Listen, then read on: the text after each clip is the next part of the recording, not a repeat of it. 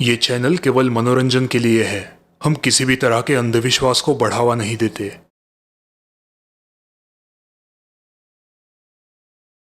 जब मैं 15 साल का था तब मैं छुट्टियों में गांव में अपने मामा के पास रहने गया था। मेरे मामा बहुत अमीर थे और उनकी गांव में एक बहुत बड़ी हवेली थी। उस हवेली में बहुत सारे कमरे थे। हवेली काफी पुरानी थी। हम सभी बच्चे वहां पे लुक्का छुपी खेला करते थे। उस मकान में ऐसी बहुत सी जगह और कमरे थे जो छिपने के लिए बहुत ही अच्छी जगह थी। वैसे तो ये मकान मुझे अच्छा लगता था, लेकिन रात को मुझे उस मकान में अच्छे से नींद नहीं आती थी। रात भर मैं करवटें बदलता रहता था। मुझे रात को उस मकान में से बड़ी अजीब अजीब आवाजें सुनाई देती थी जो रात के सन्नाटे में बहुत ही डरावनी लगती थी। मैं हमेशा सोचता रहता कि आखिर ये आवाजें आती कहां से है। मैंने अपने मामा को इस बारे में पूछना चाहा, लेकिन मामा ने मेरी बात को हंसी में टाल दिया। पता नहीं मुझे ऐसा क्यों लग रहा था कि कुछ तो बात है जो वो मुझसे छिपा रहा है। और फिर मैंने उस बात की छानबीन करने की ठान ली। मकान की तीसरी मंजिल पर एक कमरा था जो हमेशा ही बंद रहता था। उस कमरे में मैंने किसी को भी आते जाते हुए नहीं देखा था, सिवाय मेरे मामा के। मुझे पूरा यकीन था कि हो ना हो रात को वो आवाजें उसी कमरे में से आती है। मेरा कौतूहल अब अपनी चरम सीमा तक पहुंच चुका था। एक रात जब मैं अपने कमरे में सोने की कोशिश कर रहा था, एक बड़ी ही दर्दनाक चीख मेरे कानों पर आ पड़ी। मकान में जैसे एकदम भगदड़ सी मच गई थी। मैं अपने कमरे में से बाहर आया। लाइट चली गई थी। कमरे के बाहर बहुत ही घना अंधेरा था। तभी मैंने मामा को हाथ में लालटेन लिए तीसरी मंजिल के उसी कमरे की तरफ बढ़ते हुए देखा। मैं ये मौका गंवाना नहीं चाहता था। धीमी चाल में मैं भी मामा के पीछे पीछे चलने लगा। कमरे के पास पहुंचते ही मामा ने अपने जेब में से चाबियों का गुच्छा निकाला और उस कमरे का ताला खोलने लगा। कमरे के अंदर से आवाजें अब बढ़ती ही जा रही थी। दरवाजे का ताला खोल के मामा कमरे के अंदर चला गया। मामा हमेशा अपने पीछे दरवाजा बंद किया करता था, लेकिन न जाने कैसे आज वो ये बात भूल गया। दबते पांव मैं उस दरवाजे तक पहुंचा। दरवाजा हल्का सा खुला हुआ था। मैं उसमें से अंदर झांक कर देखने लगा। लालटेन की रोशनी में मैंने अंदर जो भी नजारा देखा वो बहुत ही डरावना था। उस कमरे में किसी बूढ़ी औरत को जंजीरों में जकड़ कर रखा हुआ था। ये चीखे और भयानक आवाजें उसी औरत की थी। उस औरत के सारे बाल सफेद हो चुके थे और पूरा चेहरा झुर्रियों से भरा हुआ था। लेकिन उस औरत की सबसे डरावनी बात अगर कुछ हो तो वो थी उसकी आंखें। बाप रे, ऐसी भयानक आंखें मैंने अपनी पूरी जिंदगी में नहीं देखी थी। उनकी आंखें बड़ी और पूरी तरह से लाल थी और वो अपने आप में गोल गोल घूम रही थी। कभी वो गोल गोल घूमती तो कभी वो एक ही जगह पे सहम कर देखने लगती और फिर अचानक वो औरत जोरों से चिल्लाती, अपने हाथ पैर मारने लगती। फिर अचानक वो शांत हो जाती और फिर उनकी होठों पे एक अजीब सी मुस्कान आ जाती। ये मुस्कुराहट खुशी की नहीं थी। उस मुस्कुराहट में छलावा भरा हुआ था। अंदर का ये नजारा देखकर तो मेरे हाथ पांव ही ठंडे पड़ने लगे। और फिर अचानक ऐसा कुछ हुआ जिसकी मैंने उम्मीद ही नहीं की थी। उनकी वो डरावनी लाल आंखें सीधे मुझ पर ही आ पड़ी और वो मुझे ही घूरने लगी। फिर वो अजीब सी मुस्कुराहट उनके होठों पे आई। आओ, अंदर आओ, घबराओ मत। मैं इतने दिनों से तुम्हारी ही तो राह देख रही थी। अंदर आ जाओ, डरो मत। वो मुझसे ही बात कर रही थी। मामा ने झटके से दरवाजे को खोला और मैं पकड़ा गया। मामा को इतना गुस्से में मैंने पहले कभी ना देखा था। वो मुझ पे बहुत ही नाराज हुआ। जिस बात को वो राज रखना चाहता था आखिरकार मैंने वो देख ही ली थी। लेकिन सच मानिए तो अब मैं अपने आप को ही कोस रहा था। मुझे वहां पे नहीं आना चाहिए था।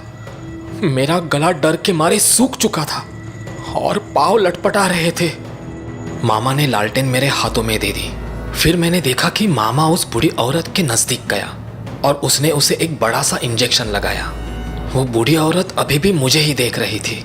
मैं लटपटाते हुए उस कमरे से बाहर आया मामा ने मुझे बताया कि उन्हें एक अजीब सी बीमारी थी। वो अपने इर्द गिर्द बहुत सी परछाइयाँ देखा करती थी। उनका कहना था कि वो परछाइयाँ उन्हें डराती है, धमकाती है, उन्हें मारना चाहती है। डॉक्टर का मानना था कि उन्हें स्किज़ोफ्रेनिया है। अस्पताल में उन पर बहुत इलाज किया गया, लेकिन उसका कोई फायदा ना हुआ। फिर मामा उन्हें घर ले आया।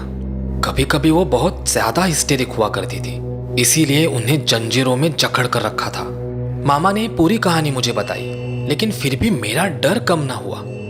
मैं अपने घर वापस जाना चाहता था। मामा ने मुझे यकीन दिलाया कि वो सुबह ही मुझे शहर छोड़ाएगा। मैं उस घर में वापस कभी भी नहीं आना चाहता था। मैं अपने घर पहुंचा। उसके कुछ दिनों बाद ही उस बूढ़ी औरत की मरने की खबर आई। उस रात मैं ठीक से सो नहीं पाया। रह रहकर मुझे उनकी वो आंखें याद आ रही थी। रात के शायद 2 बजे होंगे। अचानक मेरे कानों में किसी की फुसफुसाने की आवाज आने लगी। मेरे पास आओ, मेरे पास आओ, डरो मत, मैं तुम्हारी ही राह देख रही थी, मेरे पास आओ। मेरा पूरा बिस्तर पसीने से भीग चुका था। मैंने अपने बेडरूम के दरवाजे की तरफ देखा। दरवाजा अपने आप खुल रहा था और उसमें से एक भयानक सी परछाई धीरे धीरे मेरी तरफ बढ़ रही थी। वहां पे और कोई भी नहीं था, सिर्फ वो परछाई थी जो मुझे अपने पास बुला रही थी। मेरे पास आओ, मेरे पास आओ, डरो मत, मैं तुम्हारी ही राह देख रही थी, मेरे पास आओ।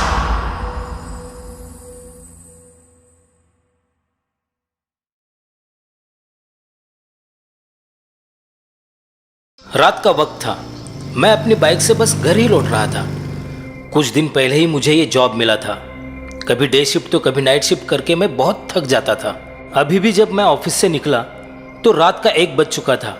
अपनी शिफ्ट खत्म करके बहुत से लोग मेन रोड की तरफ जाते हुए मुझे दिखाई दे रहे थे।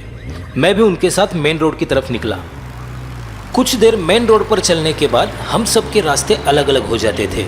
हर कोई अपने अपने ठिकाने की तरफ निकल पड़ता था। मैं भी अपनी बाइक लेके निकल पड़ा। रात काफी हो चुकी थी। दिन भर जो भगदड़ इस रास्ते पे मची रहती थी उसका अब नामो निशान भी नहीं था। एक आध बार ही कोई मुझे सामने से आता हुआ नजर आता या फिर कोई मुझे ओवरटेक करके आगे चला जाता। मैं भी अब हाईवे से निकल के एक दूसरे रास्ते से घर की तरफ बढ़ रहा था। यहाँ पे तो मेरे अलावा कोई भी नजर नहीं आ रहा था। गाड़ी की हेडलाइट में दिखाई देने वाला वो लंबा सुनसान रास्ता किसी अजगर की तरह सुस्त दिखाई दे रहा था।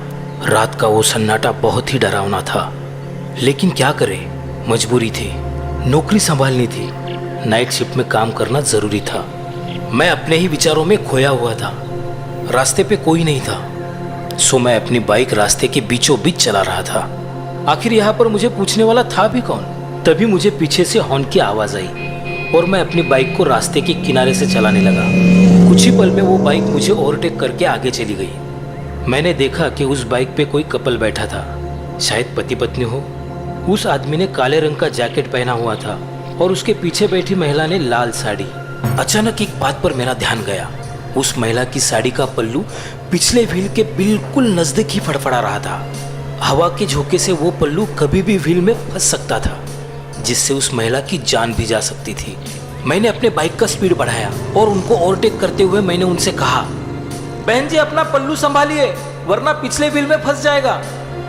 उस महिला ने मुस्कुराते हुए अपना पल्लू संभाल लिया, लेकिन उसका पति मेरी ओर बड़ी अजीब नजर से देखने लगा। मैं आगे निकल गया। मन में हल्की सी खुशी महसूस हो रही थी।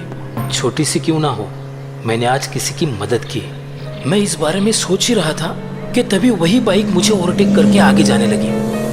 अरे वो औरत कहाँ गई?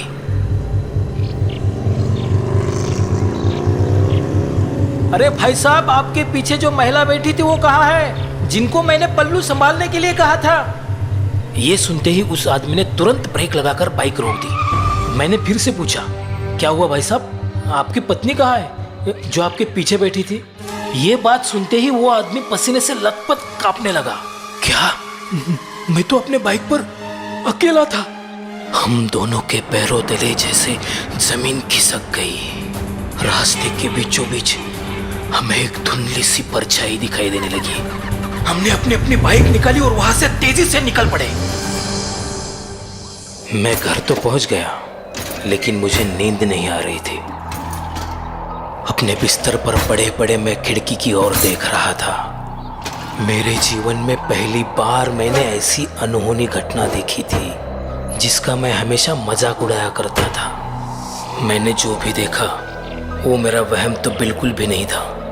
बाइक के पीछे बैठी वो औरत जिसने वो लाल रंग की साड़ी पहनी हुई थी, हवा के झोंके से उड़ता हुआ उसका वो पल्लू बिल्कुल इस खिड़की के पर्दे की तरह ही फड़फड़ा रहा था। बिस्तर पर पड़े पड़े ही बहुत देर तक मैं उस पर्दे को ही देख रहा था। मेरे कमरे में छाई वो खामोशी मुझसे बिल्कुल बर्दाश्त नहीं हो रही थी। मैं उस पर्दे को ही निहारता जा रहा था। ऐसा लग रहा था मानो उस पर्दे पर किसी औरत की छवि धीरे धीरे आकार ले रही हो। मैंने आज तक इतना डर कभी भी महसूस नहीं किया था। जैसे जैसे मैं उस पर्दे को निहारता जा रहा था, मेरा डर बढ़ता ही जा रहा था। हवा के झोंके से खिड़की के दरवाजे बंद चालू हो रहे थे। उनकी कराहती हुई आवाज़ मेरे डर को और भी बढ़ा रही थी। मैं अपने बिस्तर से उठा और मैंने खिड़की बंद कर ली। अब सब कुछ कैसे एकदम शांत लग रहा था। मैं बिस्तर की तरफ मुड़ा और तभी लाल साड़ी पहनी हुई एक औरत मुझ पर झपट पड़ी। डर के मारे चिल्लाता हुआ मैं अपनी नींद से जाग उठा।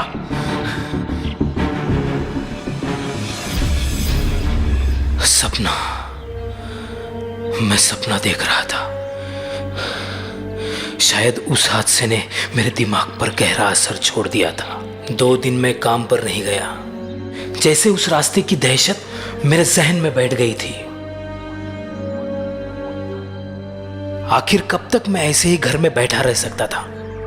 मजबूरन 3 दिन बाद मैं अपने काम पर हाजिर हुआ, लेकिन मेरा मन काम में नहीं लग रहा था।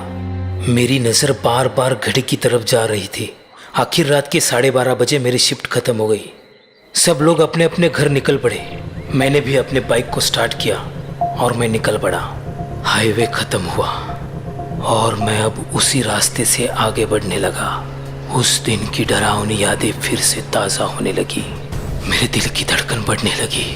डर का साया मेरे पूरे दिमाग पर छा गया। तभी मुझे मेरे पीछे से गाड़ी का हॉर्न सुनाई दिया।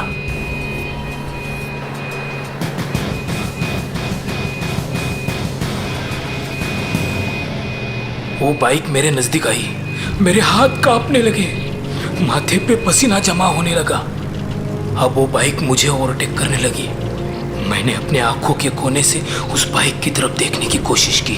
वो बाइक वाला अकेला ही था। मेरी तो जैसे जान में जान आ गई।